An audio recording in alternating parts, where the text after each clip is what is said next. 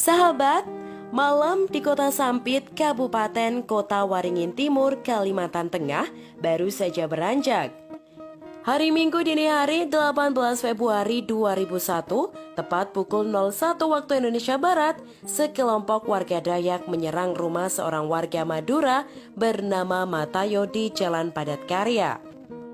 4 orang meninggal dunia dan 1 orang luka berat akibat serangan itu, dan semuanya adalah warga Madura. Serangan yang diduga aksi balas dendam itu pun mendapat perlawanan. Pagi harinya, sekitar pukul 8 waktu Indonesia Barat, sejumlah warga Madura mendatangi rumah seorang Dayak bernama Timil yang diduga menyembunyikan salah satu pelaku penyerangan. Saat itu, Timil berhasil diamankan polisi, tetapi warga Madura yang tak puas langsung membakar rumahnya. Warga Madura yang marah juga menyerang rumah kerabat Timil dan menewaskan 3 penghuninya. Selang berapa lama, tepat pada pukul 12 waktu Indonesia Barat, pasukan Brimopolda Kalimantan Selatan sebanyak 103 personil dengan kendali BKO Polda Kalimantan Tengah tiba di Sampit. Puluhan tersangka berikut barang bukti senjata tajam kemudian dibawa ke Mapolda Kalteng di Palangkaraya. Namun situasi tak kunjung kondusif. Sampai malam keesokan harinya, Senin 19 Februari, ditemukan sejumlah jasad di berbagai sudut kota di Sampit. Demikian pula dengan aksi penyerangan rumah serta pembakaran kendaraan. Kondisi ini juga membuat Wakil Gubernur Kalimantan Tengah mengirimkan bantuan 276 personil TNI dari Yonif 631 ATG ke Sampit pada malam itu juga.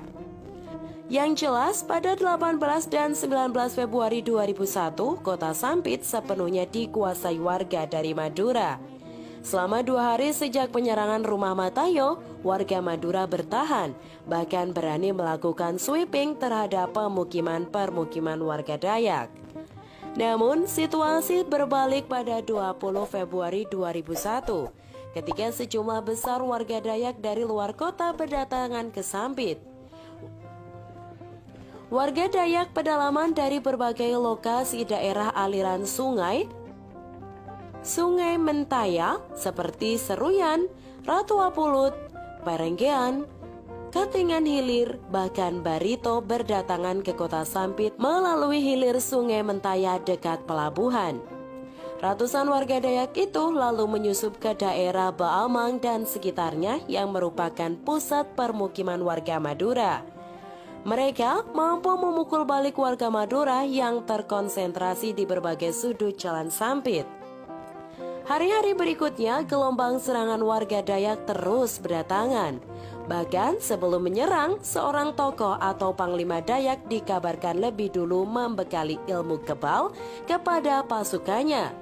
Karena itu, saat melakukan serangan, biasanya mereka berada dalam alam bawah sadar. Bahkan, mereka juga dibekali indera penciuman tajam untuk membedakan orang Madura dan non-Madura. Berada di atas angin, warga Dayak melebarkan serangan ke berbagai kawasan di Kota Waringin Timur. Warga Dayak pun praktik menguasai hampir seluruh wilayah Kalimantan Tengah, kecuali Pangkalan Bun yang tetap aman karena hampir tak ada warga Madura yang tinggal di tempat tersebut. Kondisi Nasional Hak Asasi Manusia atau Komnas HAM mencatat korban jatuh mencapai sekitar 400 jiwa. Sedangkan menurut data kepolisian ada 319 lebih rumah dibakar dan sekitar 197 lainnya rusak. Sementara menurut data dari Polres Kota Waringin Timur, jumlah korban meninggal dari kedua belah pihak kerusuhan Sampit ada 315 orang. Jumlah korban meninggal dari kedua belah pihak kerusuhan Sampit ada 315 orang.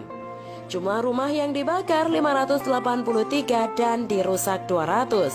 Sementara 8 mobil dan 48 sepeda motor rusak. Selain itu, banyak juga cerita memilukan dari mereka yang selamat. Ada pasangan suami istri yang harus berpisah lantaran keduanya berlainan etnis. Sang istri Madura dan juga suami dari Dayak. Tak lama setelah pertikaian pecah, si istri